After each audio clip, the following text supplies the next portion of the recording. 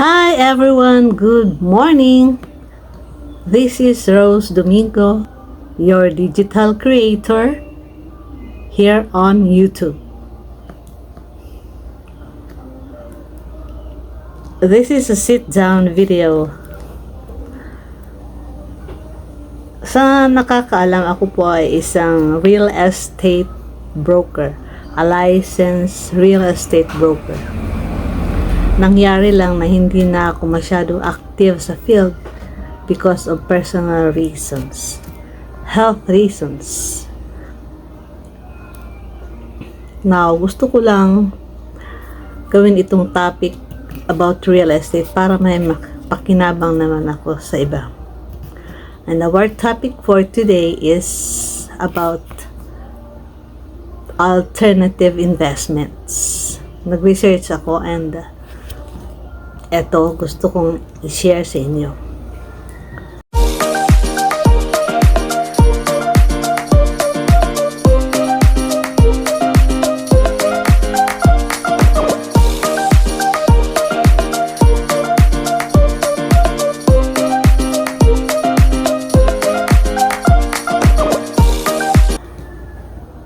Real estate definition, types, and how to invest in it. Now, what is real estate?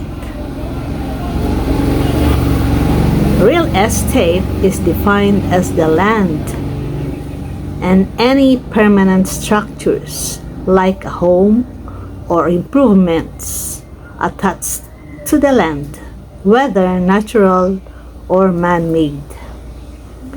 Real estate is a form of real property.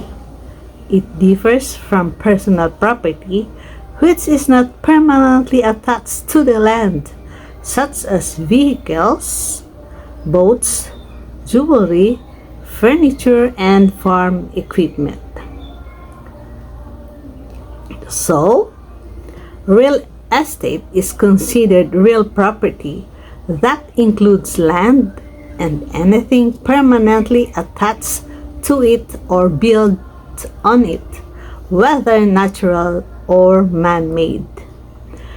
There are 5 main categories of real estate, which include residential, commercial, industrial, raw land, and special use. Investing in real estate includes purchasing a home, rental property, or land.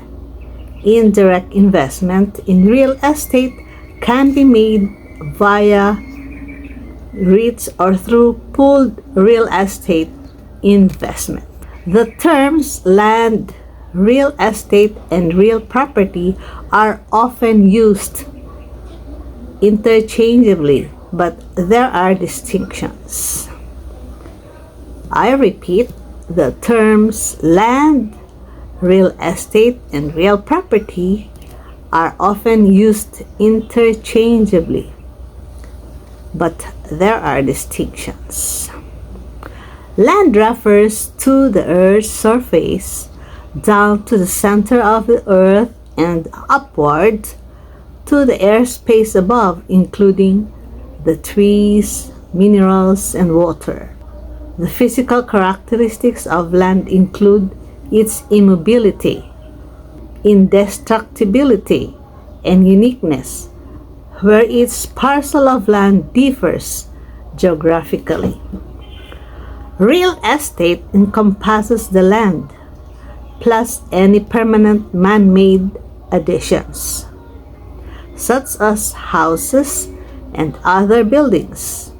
Any additions or changes to the land that affects the property's value are called an improvement.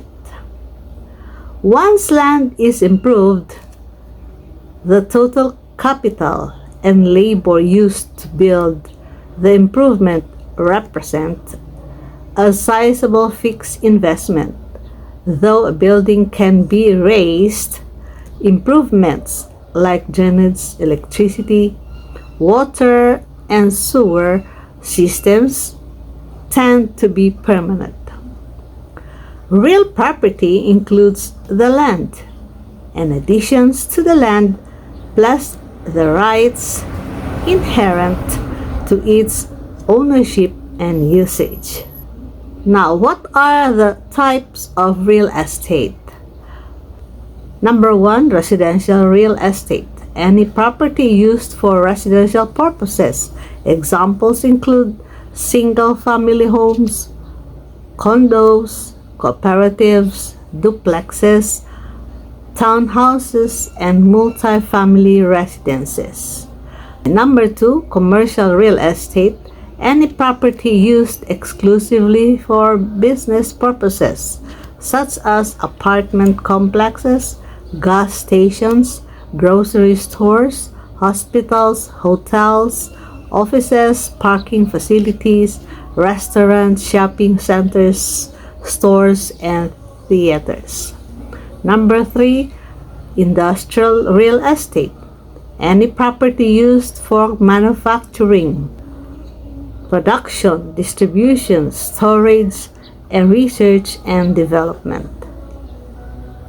Number 4, land includes undeveloped property, vacant land, and agricultural land such as farms, orchards, ranches, and timberland. Number 5, special purpose, property used by the public such as cemeteries, government buildings, libraries, parks, places of worship, and schools. Now, the economics of real estate. Real estate is a critical driver of economic growth in the United States or in other places, and housing starts, the number of new residential construction projects in any given month released by the government is a key economic indicator. The report includes building permits, housing starts, and housing completion data for single-family homes, homes with 2 to 4 units, and multi-family buildings with 5 or more units such as apartment complexes. Investors and analysts keep a close eye on the housing starts because the numbers can provide a general sense of economic direction. Moreover, the types of new housing starts can give clues about how the economy is developing. If housing starts indicate fewer single-family and more multi-family starts, it could signal an impending supply shortage for single-family homes, driving up home prices. How to invest in real estate. Some of the most common ways to invest in real estate include home ownership, investment of rental properties, and house flipping. One type of real estate investor is a real estate wholesaler who contracts a home with a seller, then finds an interested party to buy it. Real estate wholesalers generally find and contract distressed properties but don't do any renovations or additions. Real estate is dramatically affected by its location factors such as employment rates, local economy, crime rates, transportation facilities, school quality, municipal services, and property taxes can affect the value of the real estate.